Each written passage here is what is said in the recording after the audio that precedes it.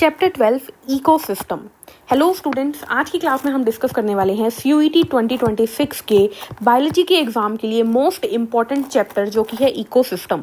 यहाँ से 4 से 5 क्वेश्चन हमें मिलते हैं, तो क्यों ना 10 मिनट देकर इन 4 से 5 क्वेश्चन को यानी 20 से 25 नंबर को अपना बनाएं।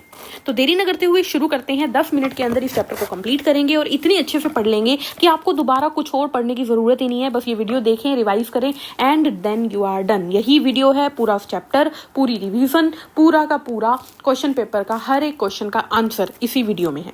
तो देरी न करते हुए शुरू करते हैं। हेलो नमस्ते, आई एम दीपाली गोयल। स्वागत है आप सभी के अपने चैनल साइंस मैजिक पर। तो इकोसिस्टम से सबसे पहले 2 बातें आपको याद रखनी है कि इकोसिस्टम की टर्म दी थी एजी टांसले ने एंड फादर ऑफ इकोलॉजी थे रामदेव मिश्रा। Very important. उसके बाद आपको ध्यान रखना है, देखिए इकोसिस्टम के 2 कंपोनेंट्स हैं। इकोसिस्टम के 2 कंपोनेंट्स है, biotic component, abiotic component. Biotic component में बायो यानी सारे लिविंग ऑर्गेनिज्म आ जाते हैं। एबायोटिक में ए बायो यानी सारी नॉन लिविंग चीजें आ जाती है।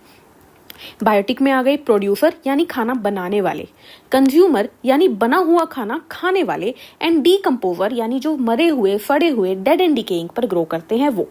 एबायोटिक में आ जाते हैं सारे नॉन लिविंग फैक्टर जैसे कि temperature, light, air, water, soil, nutrients etcetera etcetera.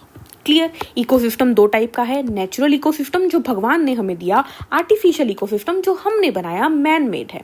Natural ecosystem में भगवान ने टेरेस्ट्रियल भी दिया है और एक्वेटिक भी दिया है। टेरेस्ट्रियल मतलब धरती पे, फॉरेस्ट, डेजर्ट, ग्रासलैंड। एक्वेटिक मतलब पानी वाला, sea, river, ocean, lakes. Correct. Artificial यानी मैन मेड में आ जाता है जो हमने बनाया, जैसे कि एग्रीकल्चरल क्रॉप फील्ड, जैसे कि पार्क, जैसे कि गार्डन, एक्वेरियम्स। ये सारे क्या हैं? आर्टिफिशियल यानी मैन मेड। ये पेज हो गया हमारा डन। आगे बढ़ते हैं इकोसिस्टम के स्ट्रक्चर एंड फंक्शन के अंदर। इसके अंदर पहली चीज आपको याद रखनी है, जब हम ऑर्गेनिज्म को वर्टिकली अरेंज कर देते हैं उसे हम बोलते हैं स्ट्रेटिफिकेशन। जैसे कि मैंने सबसे नीचे रख दिया हर्ब्स, छोटी हाइट के ऑर्गेनिज्म, उसके ऊपर श्रब्स थोड़े लंबे, ट्रीज उससे बड़े। तो जब हम वर्टिकली ऑर्गेनिजम्स को अरेंज कर दे उसे हम स्ट्रेटिफिकेशन कहते हैं। देन आपको याद रखना है इकोसिस्टम के 4 कंपोनेंट्स हैं, productivity, decomposition, energy flow, nutrient cycling. Productivity मतलब खाना बनाना, डीकंपोजिशन मतलब डिग्रेड करना, एनर्जी फ्लो मतलब एक से दूसरे ट्रॉफिक लेवल में एनर्जी को फ्लो करवाना, एंड न्यूट्रिएंट को साइकिल करवाना कि जो अर्थ पे है वो घूम के अर्थ पे ही आए। तो ये चारों को ही इस चैप्टर में हम डिटेल में डिस्कस करेंगे। ये चैप्टर इन्हीं चारों से रिलेटेड है, बट उससे पहले आपको एक बेसिक ऑफ एनर्जी पता होना चाहिए, कुछ टर्म पता होनी चाहिए। देखिए सबसे पहले प्रोड्यूसर क्या होते हैं? प्रोड्यूसर यानी प्रोड्यूस करने वाले, बनाने वाले, जैसे कि ऑटोट्रोफ। ऑटो मतलब अपने आप, ट्रोफ मतलब खाना, जो खुद अपना खाना बना ले उसे प्रोड्यूसर कहते हैं, जैसे कि प्लांट्स हो गए। प्राइमरी कंज्यूमर वो होते हैं पहले कंज्यूमर। कंज्यूमर मतलब कंज्यूम करने वाले, जो ऑटोट्रोफ को खाएं, जो सिर्फ प्लांट्स को खाएं, यानी हार्बीवोर। हार्बीवोर को खाने वाले हो गए कार्निवोर, ये होते हैं सेकेंडरी कंज्यूमर। सेकेंडरी कंज्यूमर को खाएंगे टर्शरी कंज्यूमर, जिसे हम टॉप कार्निवोर बोल देंगे। और अल्टीमेटली इन सब के डेड एंड डिकेइंग मैटर को खाते हैं डीकंपोजर यानी कि सेप्रोटोफ। चाहे वो प्लांट्स हो, चाहे वो कोई भी एनिमल हो, इन सब के डेड एंड डिकेइंग पे ग्रो करने वाले हैं डीकंपोजर। क्लियर इतनी बात? चलिए अब पढ़ते हैं हम इस चीज के बारे में, एक करके प्रोडक्टिविटी के बारे में पढ़ते हैं। सबसे पहले ये पेज भी हो गया। प्रोडक्टिविटी क्या चीज है? देखो प्रोडक्टिविटी मतलब सिंपल सी चीज है। प्रोडक्टिविटी मतलब जो बायोमास, जो प्रोडक्शन हो रही है, rate of biomass production is called as productivity. इसकी यूनिट क्या है? इसकी यूनिट है ग्राम पर मीटर स्क्वायर पर ईयर, या इसी को लिख देते हैं kilo calorie per metre square per year. Clear इतनी बात? प्रोडक्टिविटी क्या है? रेट ऑफ बायोमास प्रोडक्शन, इसी को प्रोडक्टिविटी कहते हैं। अब देखिए प्रोडक्टिविटी 2 टाइप की है जो मेनली आपको याद रखनी है, जीपीपी यानी ग्रोस प्राइमरी प्रोडक्टिविटी, एनपीपी यानी नेट प्राइमरी प्रोडक्टिविटी। देखिए प्लांट्स ने जितना भी खाना बनाया, जितना भी बायोमास बनाया, वो क्या है? Gross primary productivity. प्लांट्स ने फोटोसिंथेसिस से जितना भी खाना बनाया वो है जीपीपी। अब प्लांट्स को खाएंगे हम, तो हमें जो मिला, जो हमें प्लांट से मिला वो है एनपीपी यानी नेट प्राइमरी प्रोडक्टिविटी। नेट जो हमें मिला, ग्रोस जो प्लांट ने बनाया। अब प्लांट जो खाना बनाएगा सारा का सारा तो हमें नहीं देगा, कुछ तो खुद भी यूज करेगा अपने रेस्पिरेशन के लिए, एनर्जी के लिए। तो प्लांट्स का जो रेस्पिरेशन लॉस हो गया वो है अलग। ठीक है, तो एनपीपी क्या है? हमें क्या मिला? हमें मिला जो प्लांट ने खाना बनाया उसमें से उसके रेस्पिरेशन लॉस को माइनस कर दो तो जो बचा हुआ है वो हमें मिला। अब हमने अगले ट्रॉफिक लेवल को क्या दिया, तो हम भी सारा का सारा तो नहीं देंगे, कुछ तो एनर्जी लॉस करेंगे। तो बचा हुआ जो होगा नेट सेकेंडरी प्रोडक्टिविटी, जो अगले कंज्यूमर को मिली। बात समझ में आई? अच्छे से समझ में आई। चलिए आगे बढ़ते हैं। तो यहाँ से याद रखिएगा एनपीपी जीपीपी माइनस आर होता है, वेरी इंपॉर्टेंट। अब बात करते हैं एनुअल एनपीपी क्या है। तो annual net primary productivity 170 billion ton मानी गई है, जिसमें से 55 बिलियन टन ओशियंस ने दी है एंड बची हुई सारी लैंड की है। क्लियर इतनी बात। तो ये पैराग्राफ हो गया डन। आगे बढ़ते हैं डीकम्पोजिशन के ऊपर। डीकम्पोजिशन को एक डायग्राम से पढ़ें। देखो हमारे पास पेड़ था, पेड़ से एक पत्ता गिरा और वो पत्ता अब सड़ने गलने के लिए तैयार है, डेड है। डेट्राइटस उसको हमने बोल दिया। डेट्राइटस क्या है? Dead and decaying matter. ठीक है। अब ये डेट्राइटस के ऊपर अर्थवॉर्म काम करेगा और इसको छोटे छोटे पार्टिकल्स में तोड़ देगा। इस तोड़ने को बोलते हैं फ्रेगमेंटेशन। क्या बोलते हैं? फ्रेगमेंटेशन। अर्थवॉर्म ने क्या किया? डेट्राइटस को छोटी छोटी फ्रेगमेंट्स में तोड़ दिया। Fragmentation number 1। अब ये जो फ्रेगमेंट्स हैं इसमें कुछ इनसोल्यूबल पार्ट होगा और कुछ सोल्यूबल पार्ट होगा। सोल्यूबल पार्ट मिट्टी के पानी में मिक्स होकर नीचे मिट्टी में चला जाएगा। इस प्रोसेस को बोलते हैं लीचिंग। लीचिंग मतलब पार्ट जो सोल्यूबल पार्ट था वो पानी के थ्रू मिट्टी में पहुंच गया, लीचिंग। ठीक है। जो इनसोल्यूबल पार्ट है उसके ऊपर फिर बैक्टीरिया या कोई माइक्रो ऑर्गेनिज्म काम करेंगे, उसको और छोटे छोटे छोटे पार्टिकल में तोड़ देंगे। अब क्या हो रहा है? और छोटे छोटे पार्टिकल में टूट रहा है। इसे बोलते हैं कैटाबोलिज्म। क्या बोलते हैं? कैटाबोलिज्म। कैटा मतलब काटना, कैटाबोलिज्म हो गया माइक्रो ऑर्गेनिज्म के थ्रू। अब ये जो छोटे छोटे पार्टिकल हैं ये बड़े बड़े बड़े बड़े डार्क एमोर्फस सब्सटेंस बन जाएंगे, जिसे हम बोलते हैं ह्यूमस। और इस प्रोसेस को बोलेंगे ह्यूमस बनने की प्रोसेस, यानी ह्यूमिफिकेशन। क्या बोलेंगे? ह्यूमिफिकेशन।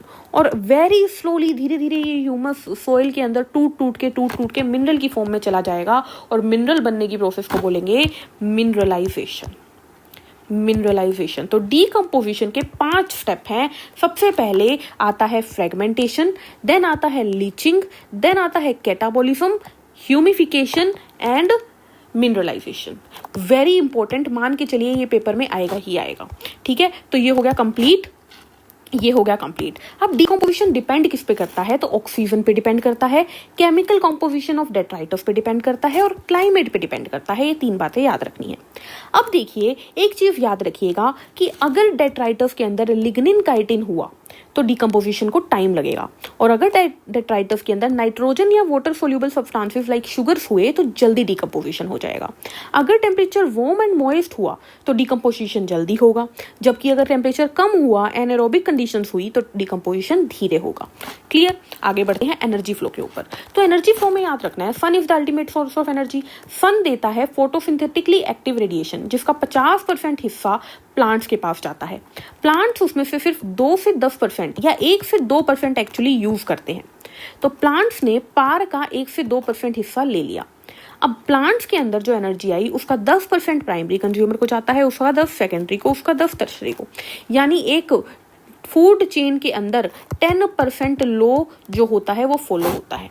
ठीक है। तो ये हो गया हमारा कि 50% सोलर रेडिएशन का पार्ट जो होता है वो पहुंचता है, उसमें से 2 से 10% प्लांट यूज करते हैं एंड फिर आगे अगले लेवल पे 10% हर लेवल पे आगे जाता है। ठीक है। फूड चेन 2 टाइप की है, ग्रेजिंग फूड चेन जो टेरेस्ट्रियल होती है, डेट्राइटस फूड चेन जो उनकी होती है डेड एंड डिकेइंग मैटर की। तो ग्रेजिंग फूड चेन का प्राइमरी ट्रॉफिक लेवल पे हमेशा प्रोड्यूसर होता है, स्टार्ट हमेशा ग्रेजिंग की प्रोड्यूसर से होती है, लेकिन डेट्राइटस की स्टार्ट डीकम्पोजर से होती है। ठीक है। चलिए आगे बढ़ते हैं। फूड वेब क्या होता है? जब कई फूड चेन आपस में इंटरकनेक्ट हो जाती है उसे फूड वेब कहते हैं। ट्रॉफिक लेवल क्या है? फूड चेन का हर एक लेवल क्या है? Trophic level. First trophic level, second trophic level, third trophic level, fourth trophic level. Clear. चलिए बढ़ते हैं। इसके बाद हमें याद रखना है व्हाट इज स्टैंडिंग ग्रुप। देखिए किसी भी ट्रॉफिक लेवल पे कितना खाना या कितना वेट मौजूद है वही वहां का स्टैंडिंग ग्रुप है। स्टैंडिंग ग्रुप क्या है? ड्राई वेट और biomass present on each trophic level, वो उसका स्टैंडिंग ग्रुप हो गया। ठीक है। चलिए 10% लो की बात हमने कर ली है। 10% लो किसने दिया था? लिंडेमैन ने दिया था। किसने दिया था? लिंडेमैन ने। ठीक है। चलिए आगे बढ़े। इकोलॉजिकल पिरामिड पे चलते हैं। तो इकोलॉजिकल पिरामिड 3 टाइप के हैं, एनर्जी, नंबर एंड बायोमास। यहां से भी एक क्वेश्चन पक्का है, एनर्जी, नंबर, बायोमास। अब क्या याद रखना है? जब भी एनर्जी पिरामिड की बात आ जाए तो हमेशा अपराइट होगा, हमेशा अपराइट होगा। जब भी नंबर पिरामिड की बात हो जाए तो जनरली अपराइट होगा, जनरली अपराइट होगा। जब भी बायोमास की बात आ जाए तो बायोमास में हम डिवाइड कर देते हैं धरती का और पानी का अलग अलग। टेरेस्ट्रियल हमेशा अपराइट होता है, लेकिन एक्वेटिक इन्वर्टेड भी हो सकता है। तो याद रखनी है ये चीज आपको। क्लियर। चलिए आगे बढ़ते हैं, टॉपिक को खत्म करते हैं। लास्ट आपको क्या याद रखना है कि ये जो पिरामिड्स होते हैं ये ना तो अपने अंदर सेप्रोफाइट्स को लेते, यानी पिरामिड सेप्रोफाइट के बेसिस पे नहीं बनाए गए, एंड सेम स्पीशीज अगर 2 ट्रॉफिक लेवल पे आती है तो उनको भी ये अपने अकाउंट में नहीं लेते, इन 2 पे ये डिपेंड नहीं करते। ठीक है, तो ये हो गया हमारा इकोसिस्टम चैप्टर खत्म। आपको क्या याद रखना है, एक तो NPP is equal to GPP minus R, एक क्वेश्चन ये पक्का है, एक एनर्जी पिरामिड या पिरामिड की दूसरा क्वेश्चन ये पक्का है, एक क्वेश्चन, 2 क्वेश्चन और तीसरा डीकंपोजिशन। इस वीडियो में से आपको ये 3 क्वेश्चन पेपर में जरूर मिलेंगे, 3 क्वेश्चन यानी 15 नंबर मैंने आपको इस वीडियो में दे दिए 10 मिनट के अंदर। मिलते हैं नेक्स्ट वीडियो में अगले नए क्वेश्चंस के लिए, तब तक के लिए हंसते रहिए, मुस्कुराते रहिए। वीडियो पसंद आए तो लाइक जरूर करिएगा, अपने दोस्तों में शेयर करिएगा और चैनल को सब्सक्राइब करिएगा।